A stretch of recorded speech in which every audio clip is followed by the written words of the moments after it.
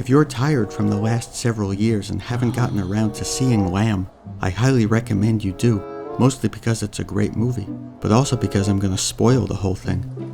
There are varying ways to view this film due to it being a big pot of lamb stew, combining theology, mythology, and folklore. But this video is going to focus on how it's a retelling of the famous Greek fable of Theseus and the Minotaur, but inverted. Let's do some quick summaries first. The movie depicts a human-lamb hybrid, Ada, or as she's called in Iceland, forcefully adopted by this couple after the trauma of seemingly losing 3 previous children. Maria dispatches Ada's Mama Yu, who's been trying to get her back. But her daddy Ram eventually returns the favor, killing Maria's husband and taking Ada with him. Now the Minotaur story. The ancient Greek hero Theseus. You've been through the most incredible adventures. You've become as famous as Hercules. Don't forget I am the son of the king of Athens. Sets out to rescue the child victims of the human-bull hybrid who's been eating them. He finds his way through the infamous labyrinth, slays the creature, and saves the children. Let's jump ahead to 2021, where we get Valdimar Jóhannsson's beautiful but unsettling Lamb, in which this entire region is the labyrinth. The movie starts in near whiteout conditions, and we're shown clouds of fog that can blanket an area within minutes.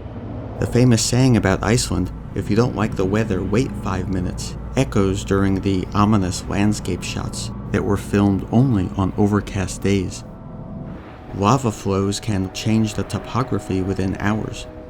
"Oh, you built a town here, isn't that cute? I'm going to throw 10 meters of lava onto it."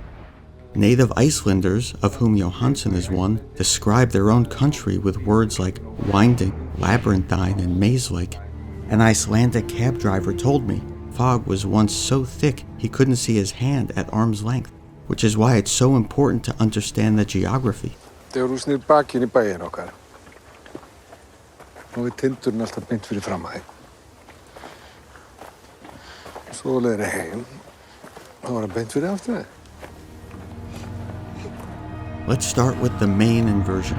It's the hybrid, our ram man for lack of a better term, who's the one to figure out the labyrinth, slay the human, and rescue the child before she can be devoured. Yes, Maria and Ingvar, our human protagonists, as sheep farmers, eat lamb. These could be other meats, but come on, they're sheep farmers. Side note, Jóhannsson's grandparents owned a sheep farm, so he has first-hand knowledge of its workings.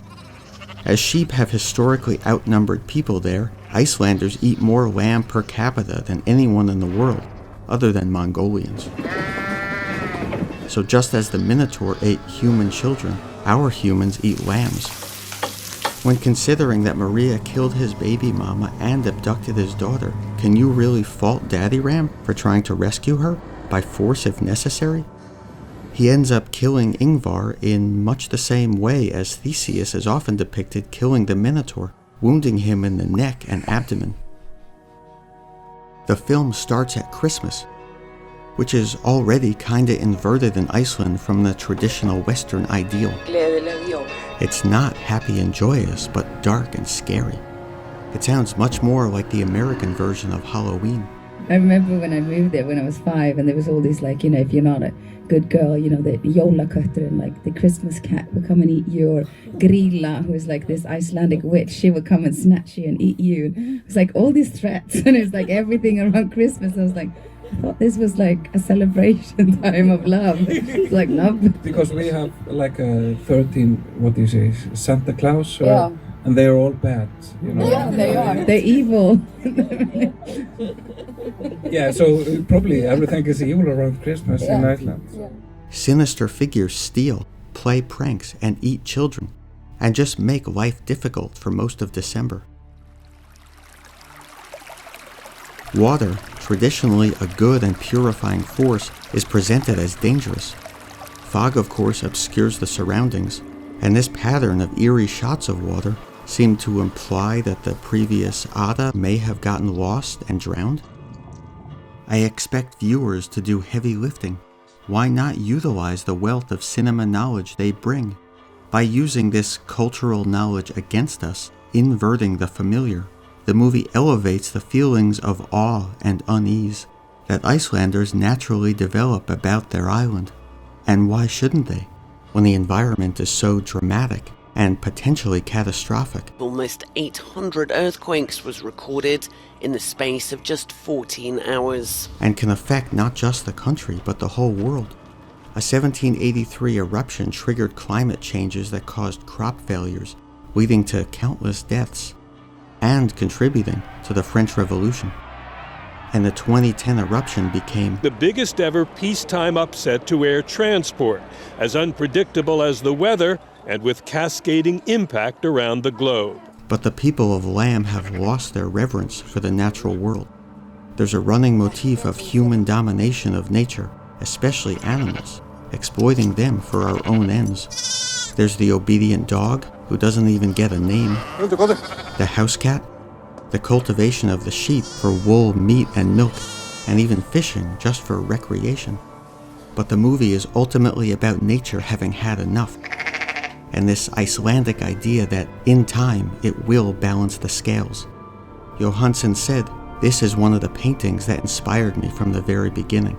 It tells not only the story of motherhood, but also the story of how nature can both give and take." Nature is it is a character in the story. If you cross that line and take something that is not yours, nature will hit back. They will avenge you and come after you. Maria knows that. That's why she doesn't run to find Ada. These ominous dreams she has foreshadow nature's inevitable retribution. In fact, the first shot after they adopt Ada is this mountain, the likely spot Ram Man descended from in the snowy first scene. The dreams that wake her each time also invert the traditional idea of sheep as sleep aids. Another one, that makes 3 sheep. It's like a creature out of Greek mythology. I mean, she was like part woman, part horrible beast. Just as in ancient Greece, hybrid creatures represent a sort of primal connection between man and nature that humans would perhaps like to forget. In addition to Ada and her daddy Ram, think of centaurs and satyrs. Their animal sides keep them in tune with the natural environment. Jóhannsson suggests this by focusing on the dog and cat, who, despite being totally domesticated, seem to understand the natural world far more than the humans who think they're above it. We're so convinced that social media and technology is our reality, but if you really get to the core of yourself, we're animals too. But there's also this eternal struggle between the pure instinct of the id. Bulls were probably chosen as the animal side of the Minotaur because of their feistiness. Bill just decided he wasn't having it. He jumped a fence between 2 sections of a crowd. 3 people were injured, 2 were put in the hospital. And the rational thinking ego that consciousness gives us. It was the hubris of King Minos that gave rise to the Minotaur. He refused to sacrifice a beautiful white bull to Poseidon, who then punished him by making his wife fall in love with the bull. Their resulting child was, at least at one point, this adorable little Minotaur. But the lesson is clear: don't disobey the gods, i.e., don't upset the divinely ordained hierarchy. A mix of their own hubris and grief, of course, caused Maria and Ingvar to ignore that lesson, to their doom. It's not enough to exploit nature, but they cross a Rubicon, taking a child who isn't rightfully theirs. By putting themselves at the top, they are inverting and defying Mother Nature, an idea even implied in the trailer.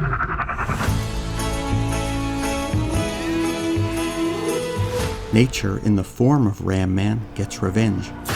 Even animals as gentle as sheep have a breaking point. He makes his way through the labyrinthine landscape to exact his divine vengeance.